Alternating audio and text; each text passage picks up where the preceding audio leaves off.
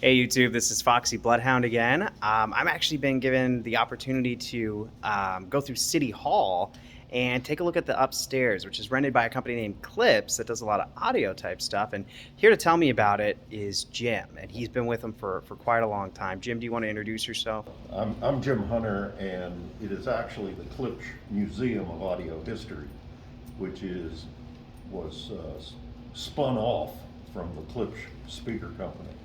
So Gotcha. We're a nonprofit museum.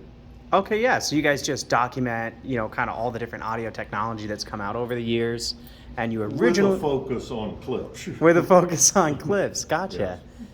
Okay, well, cool stuff. That's awesome. And how long have you been with Clips? 30 some years. Okay, a lot of experience. You know kind of your way around with the museum. Mhm. Is it okay if we go up and check it out? You tell me a little bit more about Clips while we go. So when did Clips get its start?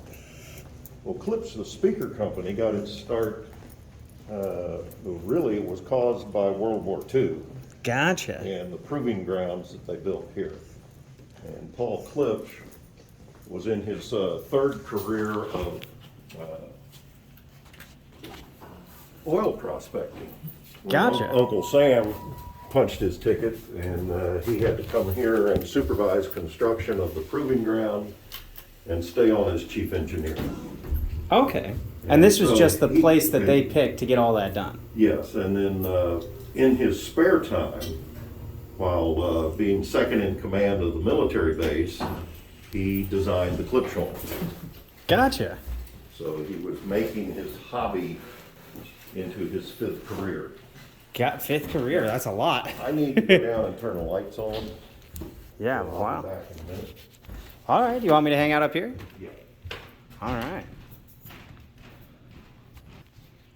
Very cool. So Clips has definitely quite a lot of history to it. It's been around at 100 years now, so that's quite a long time. I'm sure we're gonna get an interesting look at exactly how it all works and some of the more historical details. Maybe a little bit about their journey and stuff like that. Right now, we're actually in a gigantic auditorium that's on the second floor of City Hall. And this has all been rented out, the whole floor, for the Clips Museum. So these are all the lights going on. I'll show you guys. This is what it looks like with the lights on. There's a picture downstairs in the hall, and it shows this entire auditorium full up with people. When it used to be the City Hall Auditorium, and there were people in all directions just discussing the issues and things that they thought were real problems. But yeah, it's definitely evolved into now its own museum. So what can you tell us about the museum side of Clips? The museum was actually started in the late 70s by Paul Klipsch. It was a corporate museum. Gotcha. So it was like a for-profit then? Well, the Klipsch Speaker Company is for profit. Yeah, well, I mean, it's a business. Yes, but anyway, it was a corporate museum, and then after I retired, we formed a nonprofit, and Klipsch, the speaker company, gave everything to the nonprofit. Well, that's really cool. That's awesome. So, I'm sure that helped out with tax season. But yeah, now, well, this building was built in 26, and it has seen many different performers, including Elvis. yeah, I heard that. Mark was telling me Elvis Presley performed here, as well as some other really famous country music stars. I know there was one lady, her name escapes me, but she was the first one to sell over 100,000 records, and she performed here, I think, early on in her career, if I'm remembering correctly. But yeah, it's definitely got good bones. So what kind of what interests you about Hope that you want to stay and continue your work here? Klipsch.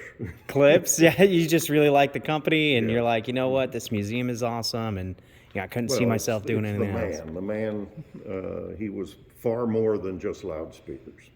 Okay, tell me a little bit more about him. His speakers was his fifth career. Okay, yeah, and you said he was. So, his first career was working at General Electric, and Thomas Edison was still there. No kidding. That's so cool. that's- Well, Thomas Edison did make some leaps in the electrical field. And, he owned a lot of patents for a lot of nifty things, some of which we still use today. That's awesome. So what were the other careers? What brought him to doing speakers and eventually a museum? Well, his second career was locomotive maintenance in Chile, South America.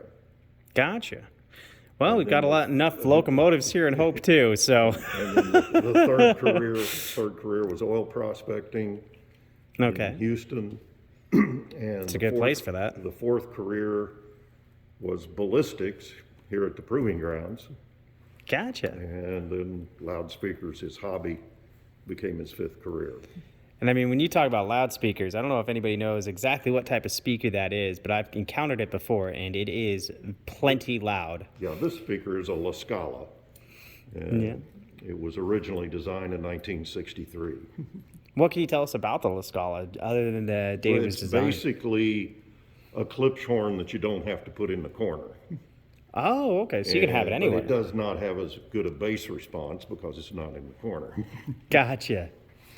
Well, I mean, is there... In this case, we're using them with a subwoofer that you could live in. That is a pretty decent sized subwoofer.